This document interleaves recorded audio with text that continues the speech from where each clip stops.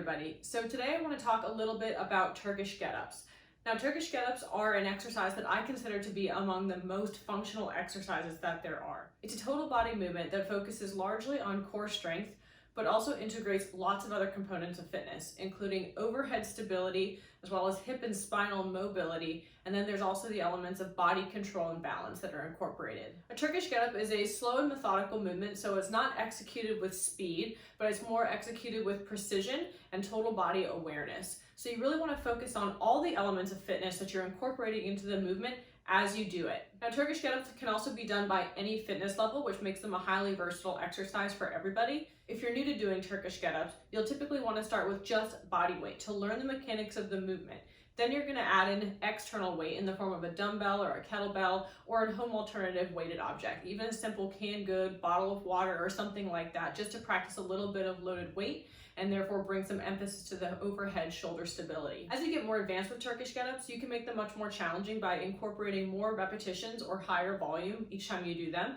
You can also hold a heavier weighted object to make the movement more difficult, or you can hold objects that are going to make the movement more difficult in terms of balance. A good example of this would be if you were to prop a heavy book on your palm to do the exercise rather than grip a dumbbell. Because you don't have the stability of your grip involved, it's going to be a lot more difficult to balance the weighted object on your palm as if you're holding a serving platter than it would be if you were actually holding it in your hand. So the Turkish Getup has a lot of steps to complete from beginning to end, so I'm going to try to break it down as slow as I can to kind of show you each step and have it all flow together. So each time you do a Turkish Getup, the starting and ending position is going to be flat on the floor. We're going to take one arm and place it up over the top of the chest, so the arm should be fully extended up to the ceiling. Now, typically if you were holding weight, you would hold it in the arm that's extended over the torso. In this case, I'm just going to start out with body weight, but I am going to keep the arm extended the entire time to pretend as if I'm holding weight. Next, we're going to bring the opposite arm out to the side of the body, resting the palm flat on the floor. This is going to be key because we're going to use that palm to press into the floor just slightly to help us do the next phase of the movement. Next, we're going to bring the leg of the arm that's holding the weight up and place the foot flat on the floor with a bent knee. From here, we're going to move into a sit-up position. So we're going to bring the body weight upward so the torso becomes vertical to the ceiling. The next step in the Turkish Getup is perhaps the most important, the activation of the glutes. So we're going to bridge the hips upward towards the ceiling by squeezing through the glutes, and then we're going to take the front leg and sweep it underneath the body to a kneeling position. Now that we have the knee in a kneeling position with the knee aligned under the hip, we're going to bring the torso upright by pushing off of the hand that's on the ground, and again our torso should be vertical. Now we're going to take the back leg and bring it forward by placing the weight in the front leg to arrive in a standing position. And keep in mind the arm is still extended overhead.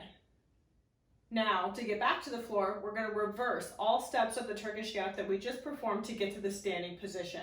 So we're going to start by taking that back leg that we just brought forward and bringing it back behind us again, dropping the knee to the floor. Then we're going to lean the torso to the side to return that palm back to the ground to provide support for the body. Next, we're going to bring the hips up and sweep that back leg through to the front of the body, keeping the leg fully extended. From here, we're going to drop the hips back to the ground and then lower the torso to the floor, and then finally relax the arm and leg. Now I'm going to perform the Turkish Getup one more time, just with a little bit more fluidity through each phase of the movement, so you get a better idea of what it will look like.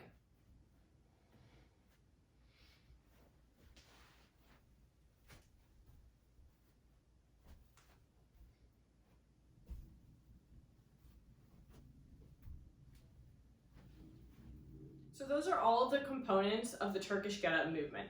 As you can see, there's a lot to remember, so really try to focus on testing this movement out by breaking it down step by step and executing each part of the Turkish Getup as effectively as possible. So the more that you practice this movement until you get it right, the more you're going to get out of it, regardless of whether or not you're using external weight for the movement. Just like for many other movements, your own body weight can be enough to give you a really good workout as long as you're facilitating the movement effectively. Now, because Turkish Getups are a total body movement, you'll notice that even though you don't do them at a rapid pace, like say you would a burpee or a kettlebell swing, you're going to feel the heart rate elevate because you're holding the arm up overhead and you're using a large integration of muscles working together. So that's always going to increase the heart rate and increase the output of energy from the body. So I accompanied this with a little brief workout for you guys to do to kind of test out some practice with the Turkish Getups. What you're gonna do in the workout, as you see, is you're gonna do just one Turkish getup on each side of the body. Again, just start with body weight first if you're not used to doing this movement or if you've never done it before. After you do that single Turkish getup on each side, you're gonna do 50 jumping jacks, just to get the heart rate up and expend a little extra energy. From there, you're gonna move back to the ground and do 2 Turkish getups per side,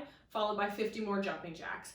Then you're gonna build to 3 per side on the Turkish getup, 50 more jumping jacks, 4 on each side for the Turkish getups, 50 more jumping jacks, and then finally in the last round, you're gonna do 5 Turkish getups on each side and then 50 jumping jacks. So nice simple structure to the workout. Primarily the key here is we really wanna focus on practicing this functional movement.